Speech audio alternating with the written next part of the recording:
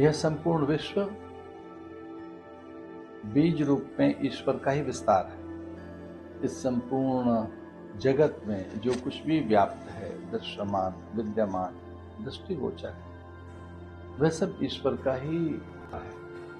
जैसे बीज से वृक्ष बनता है और फिर वृक्ष में अनेक अलग अलग वस्तुएं, कौन, छाल, छाया, वलकल, हरितिमा, गंध, सुगंध, पर बीज का ही विस्तार है। वैसे ही ईश्वर से विलग, ईश्वर से भिन्न कुछ और नहीं। जगत में सभी चीजें, वह भोर, दोपहर, सांझ, रात,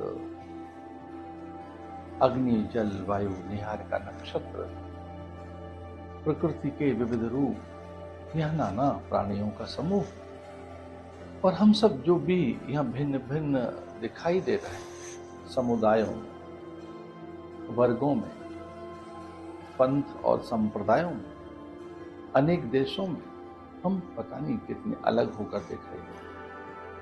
हम भिन्न भिन्न हैं, हमारे रूप अनेक हैं, और इन अनेकताओं में, विविधताओं में, वैविध्यताओं में, बहुत से रूपों में एक ही सत्य, एकोहम भविष्याम, एक से अनेक होकर ईश्वर, विविध होकर ईश्वर अलग अलग दिखाई देता है, पर वे सब ईश्वर ही है।